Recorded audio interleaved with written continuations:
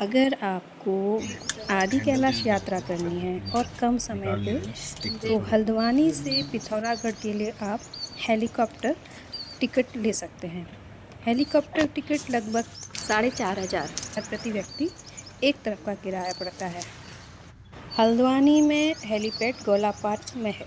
यहाँ से पिथौरागढ़ जाने में सड़क मार्ग से काफ़ी कम समय लगता है और इसके अतिरिक्त आप 5 किलो तक का सामान मुफ्त में ले जा सकते हैं। इसके अलावा अतिरिक्त चार्ज लगता है।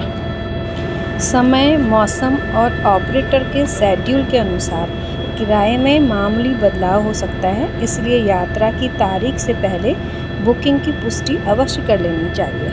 हल्द्वानी से पिथौरागढ़ जाने का समय लगभग हेलीकॉप्टर के द्वारा 20 से 25 मिनट लगता है। हेलीकॉप्टर के द्वारा आप वीडियोग्राफी भी कर सकते हैं ऊपर से एरोप्लेन में रख के मोबाइल को, और खूबसूरत नज़ारे का आनंद ले सकते हैं। ऊपर से छोटे छोटे पेड़ दिखते हैं, छोटे छोटे से मकान दिखते हैं जो मन को आनंदित करते हैं। देखिए कितने सुंदर से छोटे छोटे से मकान, हरे भरे पेड़, हरे भरे पहाड़ दिखाई देते हैं। अब यहाँ से नैनीसैनी हवाई अड्डा भी आ ही गया। पिथौरागढ़ हवाई अड्डे के नाम से भी जाना जाता है। उत्तराखंड के कुमाऊं मंडल में पिथौरागढ़ शहर से लगभग 4 से 4.5 किलोमीटर दूर नैनीसैनी में स्थित है यह, और सामरिक और पर्यटन की दृष्टि से भी महत्वपूर्ण यह एयरपोर्ट छोटे विमानों और हेलीकॉप्टर सेवाओं के संचालन के लिए किया जाता है। अब यहाँ से रुकने के बाद पिथौरागढ़ से धारचूला को एक कैब की जाएगी। फिर उस कैब के द्वारा हम भूंजी, आदि कैलाश, ओम पर्वत आदि के दर्शन करेंगे।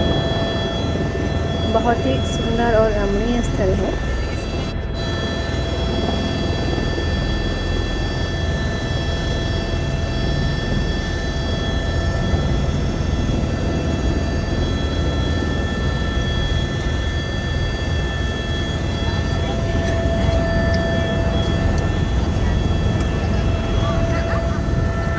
यहाँ पे पिथौरागढ़ नैनीसैनी हेलीपैड में पहुँच गए। और ये है पिथौरागढ़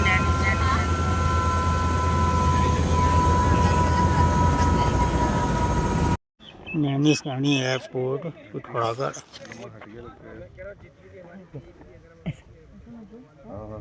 फ्लाइट है, फ्लाइट मोड में। सर उसमें फॉर्म भी पड़े हैं सारे। दोबारा लिखिए। वो फ्लाइट मोड में था ना, तो 967534340354।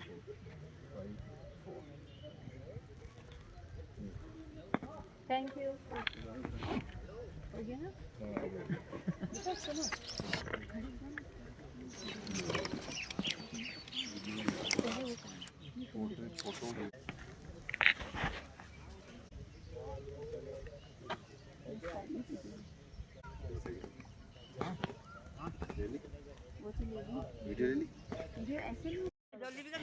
धारचूला पिथौरागढ़ के बीच में मुख्य रूप से काली नदी, जिसे महाकाली या शारदा नदी भी कहा जाता है, बहती है।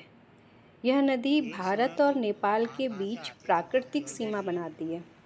एक तरफ भारतीय धारचूला है और दूसरी तरफ नेपाली दारचूला है।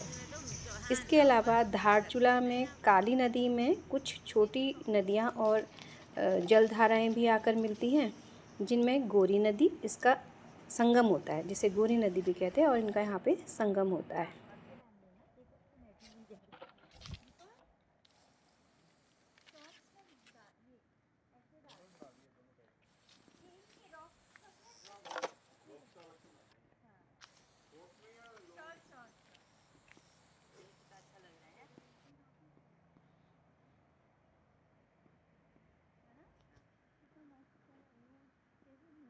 धारचूला और पिथौरागढ़ क्षेत्र में काली नदी और गोरी नदी के तट पर लगने वाला सबसे प्रसिद्ध और ऐतिहासिक मेला है जौलजीबी मेला।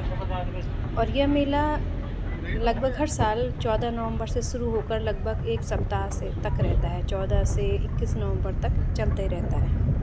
यह मेला धारचूला तहसील के जौलजीबी नामक कस्बे में काली और गोरी नदी के संगम पर लगता है और नेपाल की और भारत की संस्कृतियों का एक प्रमुख मिलन स्थल है। भारत और नेपाल के व्यापारी यहाँ ऊन, वस्त्र, स्थानीय हस्तशिल्प, जड़ी बूटियाँ और अन्य उत्पाद बेच सकते हैं। ये जौलजीबी बाजार धारचूला पिथौरागढ़ से लगभग 23 किलोमीटर दक्षिण में स्थित एक प्रसिद्ध भारत और नेपाल सीमावर्ती बाजार है। यह गोरी और काली नदी के संगम पर बसा है। यहाँ का मुख्य आकर्षक एक झूलता हुआ पुल है जो दोनों देशों के निवासियों को व्यापार और आवागमन के लिए जोड़ता है। धारचूला से आगे का सफ़र बेहद रोमांचक हो जाता है।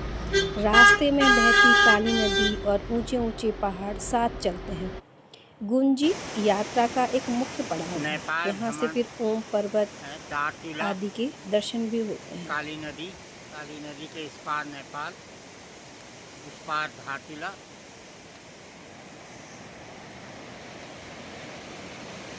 ये पुल जो धारचूला नेपाल और भारत को अलग कर। धारचूला पहुंचने के बाद रात्रि में देव की हयात होटल में विश्राम किया और अगले दिन आदि कैलाश जाने से पहले सुबह सुबह नेपाल भ्रमण किया, क्योंकि एक और धारचूला जो भारत में है और एक और धारचूला जो नेपाल में स्थित है।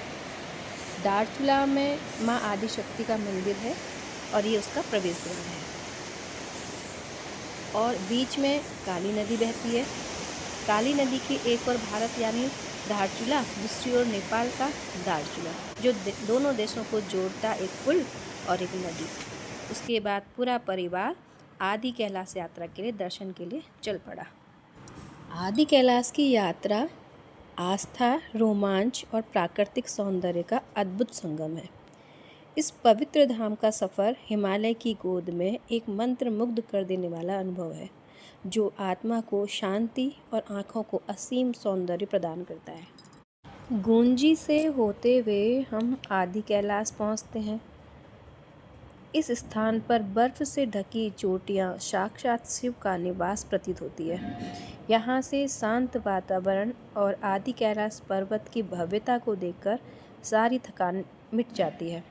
पास ही स्थित पार्वती सरोवर और गौरी कुंड के जल में जब आदि कैलाश की परछाई पड़ती है तो यह दृश्य अद्भुत और अविस्मरणीय हो जाता है। यह स्थान भगवान शिव और माता पार्वती का निवास स्थल है। आदि कैलाश यात्रा में पार्वती कुंड और गौरी कुंड अत्यंत पवित्र और महत्वपूर्ण स्थान है। आदि कैलाश पर्वत की तलहटी में स्थित एक बेहद खूबसूरत और पवित्र झील है। इसके स्वच्छ नीले जल में आदि कैलाश की बर्फ से ढकी चोटियों का प्रतिबिंब दिखाई देता है। माना जाता है कि इसी स्थान पर माता पार्वती ने भगवान शिव को पाने के लिए कठोर तपस्या की।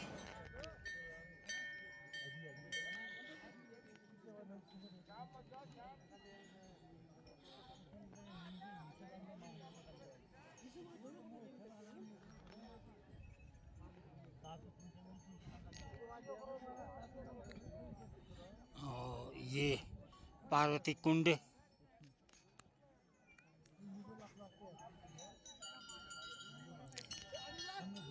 झील के किनारे एक छोटा सा शिव पार्वती मंदिर भी है।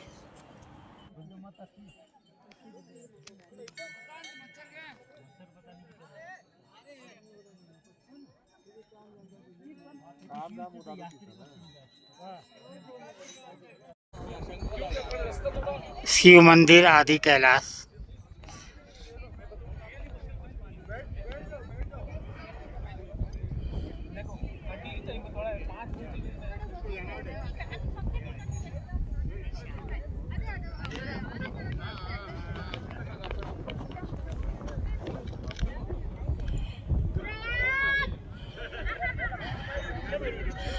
गौरी कुंड।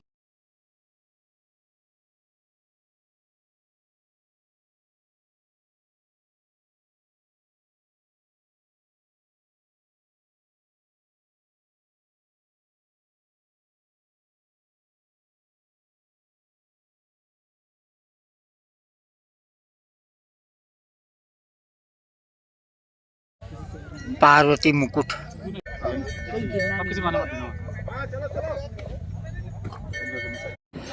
आदि कैलाश, पार्वती पर्वत।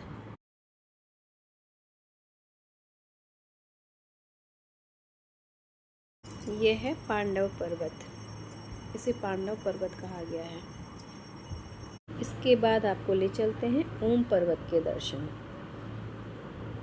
ओम पर्वत के दर्शन करने के लिए हम अगले दिन फिर से गुंजी से वापस चले ओम पर्वत के दर्शन करने के लिए।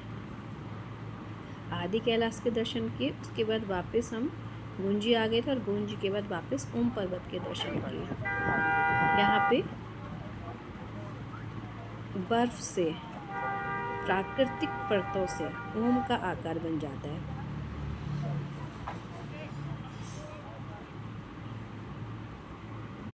ओम पर्वत के दर्शन के बाद हम चल पड़े काली माता के दर्शन करने। काली नदी का उद्गम उत्तराखंड के पिथौरागढ़ जिले के कालापानी नामक स्थान में ही होता है। यहाँ काली माता का मंदिर है। काली माँ कालापानी में ही काली माता का मंदिर है। स्थानीय मान्यताओं के अनुसार इस नदी का उद्गम स्थल माता के चरणों से ही माना गया है। ऐसी मान्यता है कि महान ऋषि वेद व्यास ने इसी स्थान पर व्यास गुफा में बैठकर महाभारत की रचना की थी। उसी दौरान माँ काली ने उन्हें दर्शन दिए और उनके सम्मान में मंदिर बनाने का निर्देश दिया था। यह नदी भारत और नेपाल के बीच एक अंतर्राष्ट्रीय प्राकृतिक सीमा भी बनाती है। काली माता का मंदिर 12,000 फीट की ऊंचाई पर कालापानी में स्थित है। काली माता मंदिर वैदिक काल के समय से संबंध रखता है। पौराणिक कथाओं के अनुसार काली माता का ऐसा वरदान है, कैलाश मानसरोवर जाने की इच्छा रखने वाला मनुष्य सर्वप्रथम इस मंदिर के दर्शन करके ही प्रस्थान करे। यह मंदिर इस क्षेत्र में हरियाली एवं खुशहाली के लिए समर्पित है। प्राचीन पुराणों के अनुसार महान ऋषि वेद व्यास ने मानव जीवन के कल्याण के लिए व्यास गुफा, जो कि मंदिर से विपरीत दिशा के पर्वत पर देखी जा सकती है, में तपस्या की, जिसके दौरान काली माता ने ऋषि के स्वप्न में उन्हें दर्शन दिए और उनसे माता के नाम पर एक मंदिर बनाने के लिए कहा, जो अंततः इस क्षेत्र में हरियाली और उपजाऊपन में समृद्धि लाएगा, जिससे क्षेत्र का समग्र विकास और मानव जीवन में खुशहाली आएगी। तथ्यों के अनुसार काली नदी का उद्गम काली माता के चरणों को स्पर्श करते हुए आरंभ होता है, जो इसे बेहद पवित्र बनाती है। स्थानीय लोगों के लिए यह एक पूजनीय और पवित्र स्थान है और स्थानीय लोग इस मंदिर को पूज्य काली नदी के स्रोत के रूप में भी देखते हैं। ये देखिए, इनका उद्गम स्थल है काली नदी का। यहाँ पर लोग अपने दिवंगत प्रियजनों की अस्थियों का भी विसर्जन करते हैं। ऐसा इन्होंने इसके पट्ट में लिखा हुआ भी है बाहर।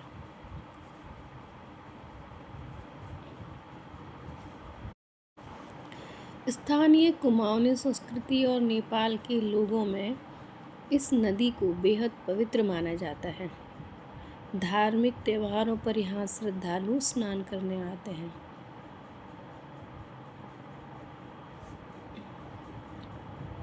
बहुत ही सुंदर और पवित्र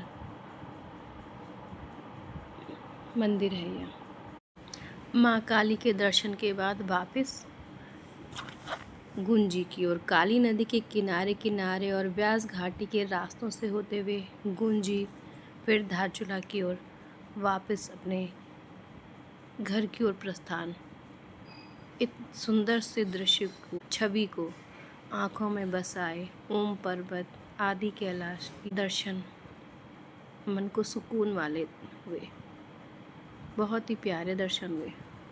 सबसे अच्छी पूरी बात ये रही दर्शन की कि मौसम ने बहुत साथ दिया।